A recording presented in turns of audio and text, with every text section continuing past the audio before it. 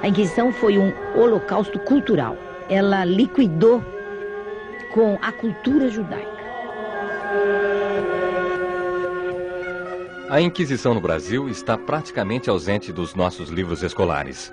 Porém, por 300 anos, até o início do século passado, ela esteve incorporada ao cotidiano brasileiro.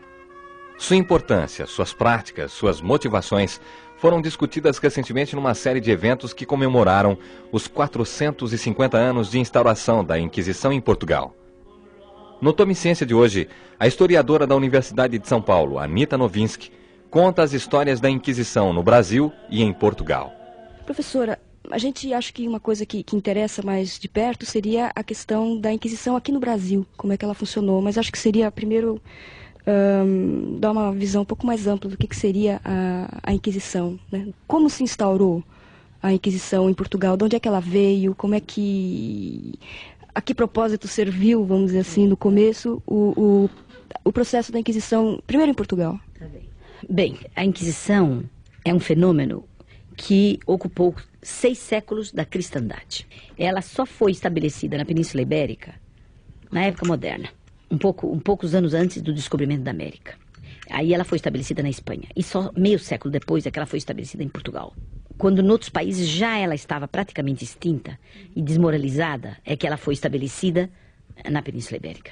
Ela é um fenômeno tardio da Península Ibérica.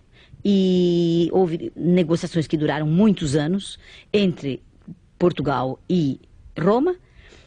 Os papas não tinham interesse no estabelecimento da Inquisição, mas Paulo III acabou cedendo por razões econômicas. Toda a cúria romana recebeu dinheiro para estabelecer o tribunal. Agora, esse tribunal apareceu em Portugal exatamente na época em que o Brasil estava sendo colonizado. Em 1536 foi estabelecido o tribunal. 1532 Martim Afonso de Souza tinha chegado ao Brasil. 1549 Tomé de Souza, o primeiro governador, veio ao Brasil. E no meio disso, 1540, foi o primeiro auto de fé em Portugal. Aí, então, começa o grande movimento imigratório para o Brasil. Dentro dessas levas imigratórias para o Brasil, provavelmente a maior parte que vinha eram cristãos novos. Isso é, portugueses que tinham origens judaicas, cujos antepassados tinham se convertido ao catolicismo.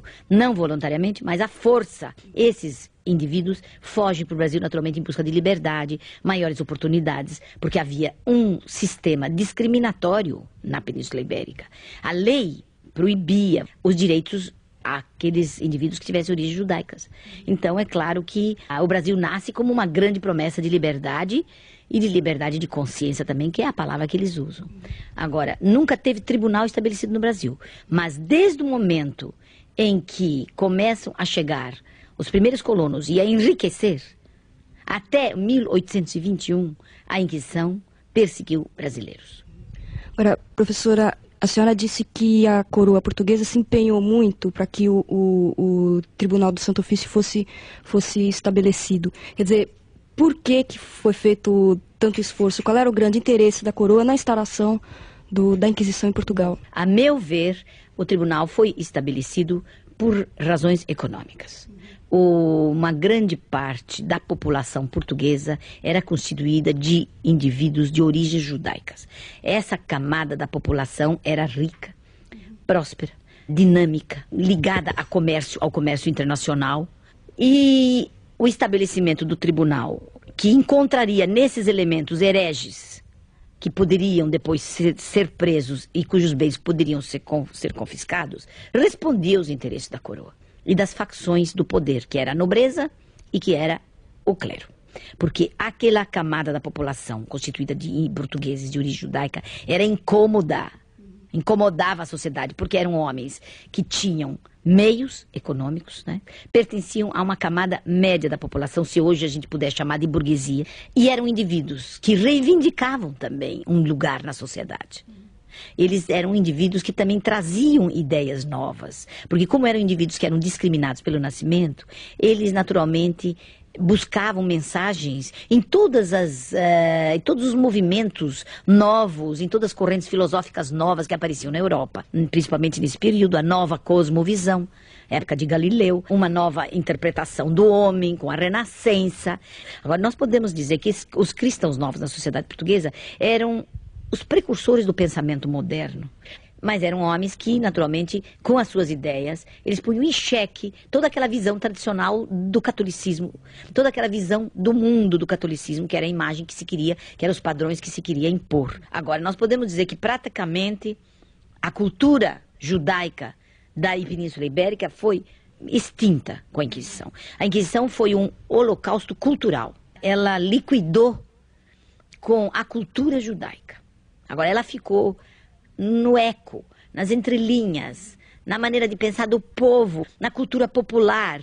Então, quando a gente encontra no meio do povo, lá no Nordeste, na Vila Nossa Senhora das Neves, uma pobre analfabeta dizer, não há mais do que nascer e morrer. Ela está ligada a uma tradição que vem da época da Idade Média ainda, que é a tradição averroísta de que a alma é mortal.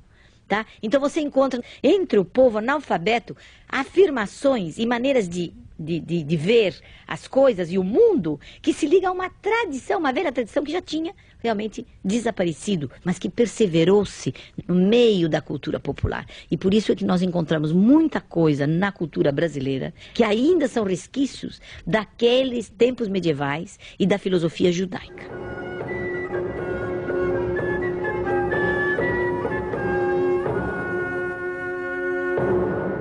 Professora, uma coisa que talvez possa gerar um pouco de confusão é o termo cristão novo.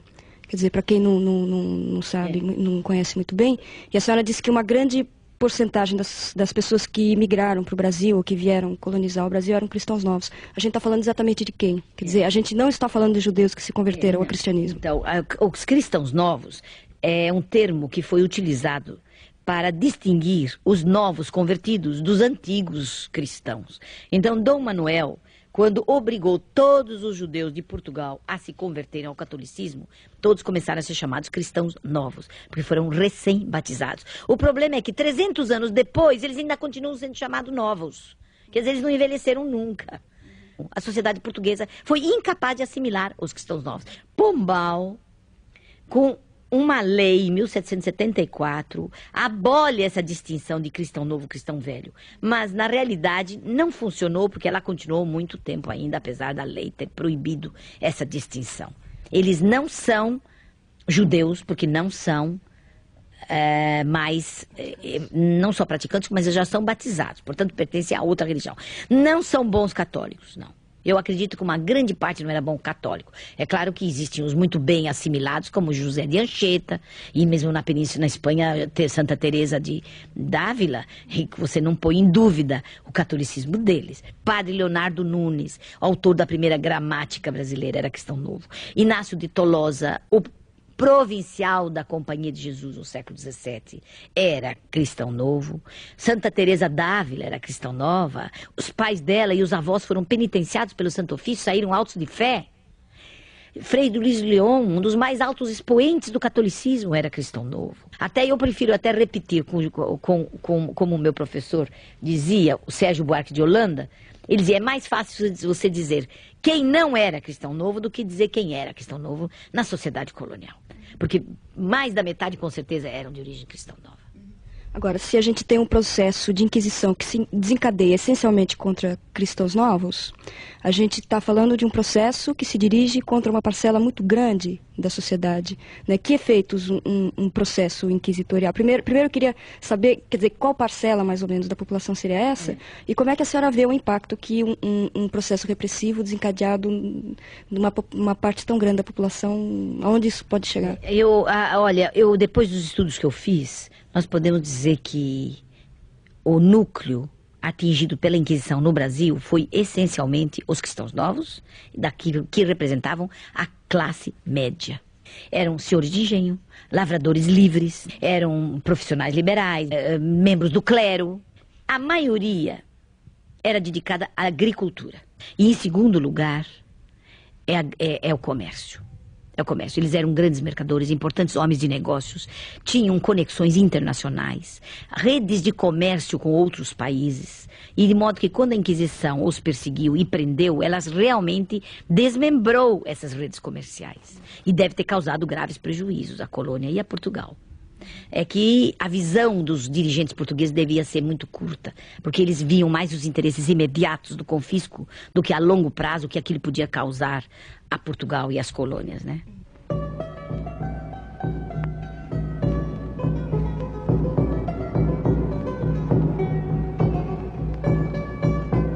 Em termos, vamos dizer assim, numéricos, dentro do que seja possível, quantas pessoas no Brasil, ou talvez em Portugal, não sei, foram diretamente atingidas pela Inquisição? Quer dizer, eu nunca ouvi falar de alguém que aqui no Brasil tivesse sido queimado. Como é que era isso? Não, olha, nós não sabemos ainda o número total dos brasileiros que foram penitenciados pelo Santo Ofício, quer dizer, que foram presos, levados para Portugal e lá tiveram no cárcere e tiveram um processo, ou tiveram um cárcere perpétuo, ou foram queimados. O número total nós não sabemos ainda, porque nós ainda estamos levantando os processos. Tem 40 mil processos, 40 não, 39 mil processos na Torre do Tombo, que é onde que concentra o maior número dos documentos. Desses 39 mil processos, nós não sabemos ainda o número total dos brasileiros.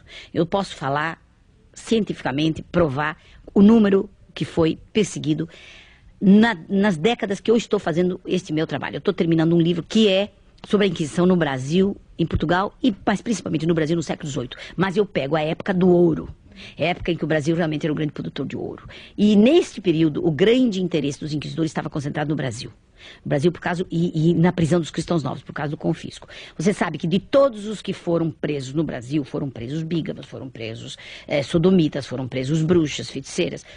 Mais de 90%, eu creio, que nós não erramos. Não foi contado, mas eu creio que nós não erramos se disseram que mais de 90% eram cristãos novos. Porque era realmente o elemento cristão novo, a classe média, a burguesia, nascente, brasileira já há várias gerações. Porque esses cristãos novos presos são filhos, netos e bisnetos de brasileiros. Isso é uma burguesia perigosa. É esta burguesia que vai lutar pela independência do Brasil. Porque eles tinham interesses locais. Por exemplo, na Guerra dos Holandeses, os portugueses, os brasileiros natos, ou mesmo portugueses residentes no Brasil, que tinham interesses na colônia, foram os que lutaram contra a Holanda. Porque eles tinham interesses locais, entendeu? E eles não tinham para onde ir. Você não pode esquecer que eles não podiam voltar a Portugal. Portugal eles seriam muito mais suspeitos do que aqui. Então o interesse dessa gente é o único elemento que realmente vinha para o Brasil para ficar. A Europa estava perseguindo, a Europa estava discriminando. A Portugal via com desconfiança os cristãos novos do Brasil, tanto do ponto de vista religioso, porque eles contestavam o catolicismo, tanto do ponto de vista político, porque eles eram já homens nascidos na terra e que já tinham críticas à metrópole e desconfianças em relação à metrópole, que é um fenômeno muito interessante ainda para estudar. Agora, se me perguntou em números, você sabe que dos 39 mil processos que existem em Portugal, fora isso, existem milhares de documentos. Isso é apenas o que sobrou. Nós não podemos dizer que isso foi tudo. Não esquece que houve um terremoto em 1755 que caiu lá o Palácio da Inquisição, né? E você imagina o que foi destruído de documentos. Mas o importante para mim não é só a questão do número. O importante para mim é o que ficou na documentação da época, entende? Onde a gente sente a presença dos cristãos novos de norte a sul do país. Por exemplo, no Nordeste, você tem uma vila, chama Nossa Senhora das Neves, que foi totalmente dizimada pela Inquisição. Durante mais de 200 anos, essa vila era clandestina. Eram judaizantes, eram chamados judaizantes. Eu não creio que era um judaísmo consciente. Não, era apenas... Eles se apegavam àquelas ideias que tinham sido transmitidas de pais a filhos, de avós, de tias. Se apegavam. Por quê? Porque a doutrina oficial não correspondia a eles. Mais a mais, você nunca pode esquecer que eles eram discriminados pelo nascimento. Portanto, dentro daquela sociedade não tinha lugar para eles. Então eles aderiam a qualquer mensagem que vinha nova. A única que a sociedade dizia a eles: vocês são judeus. Eles assumiam o judaísmo deles. Mas eles assumiam esse estigma sem saber o que era judeu. Então é uma situação dramática de um indivíduo que é acusado de ser alguma coisa, ou é caracterizado de ser alguma coisa, e ele não sabe o que é isso. Professora, a senhora estava falando do resto da Europa também. Eu acho que a gente poderia tentar comparar, quer dizer, a Inquisição na Península Ibérica, ela é mais ou menos, vamos dizer, acusada de ter causado o declínio da civilização ibérica como um todo, né? Quer dizer, eu gostaria de, talvez, comparar a Inquisição na Península Ibérica com nos outros países da Europa. A senhora está caracterizando a Inquisição nos países ibéricos como essencialmente antissemita. Na Idade Média, eles não tinham... A Inquisição não estava voltada contra os judeus. A Inquisição estava voltada contra os hereges do catolicismo. Tá? E quando ela persegue esses hereges e os queima, é porque eles duvidavam dos dogmas do catolicismo, mas eram gente de dentro, gente da própria igreja. Enquanto que os cristãos novos tinham sido convertidos à força. E se eles eram convertidos à força, é claro que eles não tinham no coração aquela fé do que se ele tivesse realmente nascido dentro do catolicismo. Tá? Agora, o caso é que ela sempre considerou que eles eram súditos da igreja. Então a gente não pode falar sobre a Inquisição e o Cristão Novo sem lembrar sempre isto, que eles foram forçados ao catolicismo. E a partir daí existiam leis que discriminavam todos aqueles que nasciam descendentes desses forçados. Que discriminavam eles. Você sabe que os estatutos de pureza de sangue, que foram estabelecidos na Espanha em 1449 e que foram depois adotados em Portugal, eles discriminavam por nascimento todos aqueles indivíduos que tinham origens judaicas até a 7ª, 8ª geração. Portanto, o indivíduo já nascia fora da sociedade. Eu acho que, na realidade, o cristão novo não pode ser caracterizado como um judeu. Eu acho que ele pode ser caracterizado realmente como um mau católico. Ele não aceitava a doutrina oficial do catolicismo, nem aceitava que a missão do clero católico era o único elemento, era a única camada dentro de uma sociedade, tanto em Portugal como aqui, que podia viver sem religião. No Brasil você encontra muito comumente homens que você realmente pode dizer que eram completamente descrentes. Isso é muito interessante porque é um fenômeno muito sui generis, porque você veja que o Lucien Febvre diz que no século XVI não havia ateus. Mas eu acho que havia ateus no Brasil. Agora, quanto ao problema de números que você falou, no século XVIII, eu posso dizer que na primeira metade foram queimados 21 brasileiros. Principalmente em 2 décadas. Esses estão sendo estudados por mim nesse meu livro. Esses 21 brasileiros, alguns foram queimados vivos, a maioria foi garroteada e depois queimada. Você sabe que quando o réu dizia que queria morrer na Rei de Cristo, ele era primeiro garroteado, quer dizer, estrangulado, e depois queimado. Mas quando ele afirmava que queria morrer na Lei de Moisés, então ele era queimado vivo. Agora, mais de 500, você me falou em números, mais de 500, só em 2 décadas, foram presos no Brasil, levados para Portugal e tiveram cárcere perpétuo.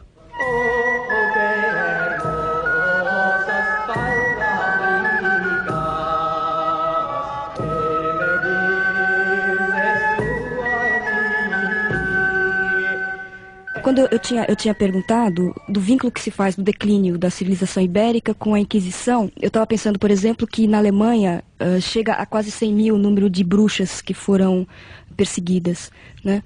E esse número não é tão grande de cristãos novos ou de perseguidos pela Inquisição, nem chega perto disso na Península Ibérica. E nunca ninguém acusou a Inquisição na Alemanha de ter causado qualquer declínio da civilização, de qualquer nada. Quer dizer, a diferença que existe é uma diferença qualitativa que existe? Como é que funciona essa coisa? Primeiro de tudo, você precisa entender quem foi o elemento perseguido.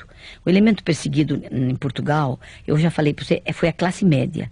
É a classe média, que eram os mercadores, eram os homens que tinham conexões internacionais, os homens que tinham grandes negócios com a Holanda, com a Inglaterra, com a França.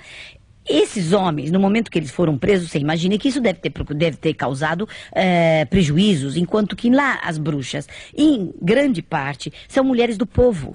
Entendeu? As bruxas, por exemplo, no Brasil, eram todas moças pobres. Moças pobres, analfabetas, não tem nenhuma importância econômica. Teve pouquíssimas bruxas perseguidas, que tiveram processo.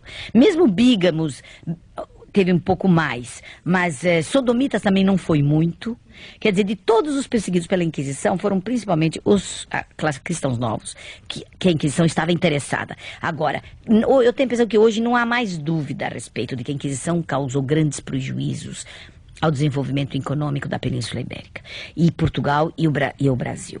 Eu acho que Portugal e Brasil, Portugal hoje pode-se dizer praticamente o único país subdesenvolvido da Europa, não é? E o Brasil junto, eu acho que se liga muito aos 300 anos de Inquisição. Porque você imagina, se você censura o pensamento, se você até o fim do século XVII não tem livros, não tem dicionário de outras línguas, se todas as obras importantes são censuradas e proibidas. Descartes nem se fala, era proibido. Locke ainda é proibido no século XVIII, é proibido. Agora, tudo passava pela censura. Então, você não permite o desenvolvimento intelectual. Você prendia um mercador, você cortava as ligações dele com um outro sócio dele que estava na Holanda, entendeu? Você desbaratava, você desmembrava o comércio internacional. Numa época, isso era fundamental, na época do capitalismo comercial.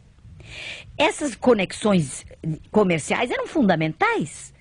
Agora, voltando ao Brasil e em relação ao funcionamento do Tribunal da Inquisição, né? A gente sabe que ele funcionava muito em base de denúncia, mas como é que funciona? Como é que trabalhava? Como é que eram os trabalhos do processo? No Brasil havia, durante toda a história do Brasil colonial, você tem comissários, que eram funcionários da Inquisição enviados para o Brasil. E esses comissários tinham ordem de prender, confiscar, averiguar a fidelidade religiosa, a fé dos brasileiros. Havia também, eles eram auxiliados pelos familiares do Santo Ofício. Familiares é uma espécie de Gestapo da Segunda Grande Guerra. Eram uma espécie de espiões que estavam infiltrados dentro da sociedade. Era um status, porque o indivíduo que dizia-se familiar, que reconhecia que era familiar, tinha uma série de privilégios. Além dos familiares, ele tinha o auxílio do bispo, que era realmente a autoridade que podia ajudar muito, podia prender, ficava até na prisão da cidade, até que houvesse uma embarcação para levar eles para Portugal. E ajudado pelo vigário, que também ajudava, e pelo clero local. Agora, o que é fundamental, e é realmente novo, porque foi as consequências das minhas pesquisas, é o papel que os jesuítas representaram no Brasil, na época da Inquisição. Os agentes da Inquisição no Brasil foram os jesuítas. No Colégio da Companhia de Jesus se realizava as grandes inquirições. A mesa das visitações também era estabelecida no Colégio da Companhia de Jesus. Todas as cartas importantes dos inquisidores eram enviadas diretamente ao reitor do Colégio da Companhia, que era o homem de confiança da Inquisição, ou o provincial da Companhia de Jesus. Portanto, eu acho que a história do papel que os jesuítas representaram na Inquisição no Brasil, na prisão desses centenas de brasileiros, porque deve ter já milhares de brasileiros que foram expatriados, que foram perseguidos. Eu tenho agora um volume que eu vou publicar só de nomes, índice de nomes de brasileiros que foram perseguidos pela Inquisição e que fugiram, não foram presos todos, não. Tem mais de 4.000 só nesse período da época um período do século XVIII, com período do fim do século XVII, você tem mais de 4.000 brasileiros, vocês sabem, numa população rala como aquela, que eram os letrados, os alfabetizados, os comerciantes, quer dizer, a população dinâmica. Você imagina o que significa, que desastre econômico significa isso.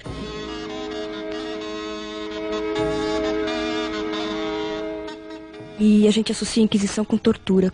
Como é que era o processo de interrogatório? A Inquisição em Portugal tinha principalmente 2 tipos de torturas, que era o polé e o potro. Agora, todos aqueles que eram suspeitos de não revelarem na confissão, todos os seus cúmplices, eram enviados para a tortura.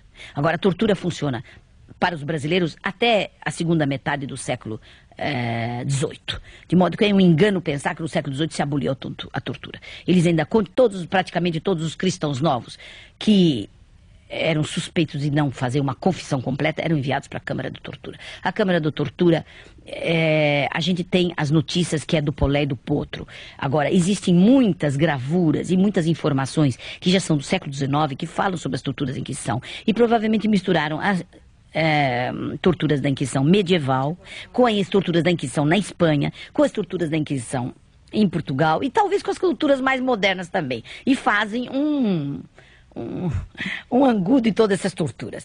Mas eu acho que o fato é que a tortura existia, tanto faz se era uma ou era outra. O sofrimento existia.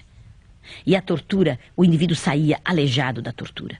E, por exemplo, Antônio Serrão de Castro, que era um poeta que escreveu lindas poesias, que ficou 11 anos encarcerado. Quando ele saiu do cárcere, ele passou os restos dos anos da vida mendigando. Já tinham lhe matado os filhos, a família toda não tinha mais. Ele era um homem que era dono de uma botica, de uma farmácia naquele tempo, né? A botica. E era um homem considerado e poeta, tudo. Ele sai e passa o fim da vida dele mendigando nas ruas com as mãos completamente tortas da tortura. O Antônio José da Silva, quando foi torturado, quando ele foi preso em 1721, ele foi torturado. Quando ele sai, ele não podia usar as mãos. E ele era escritor.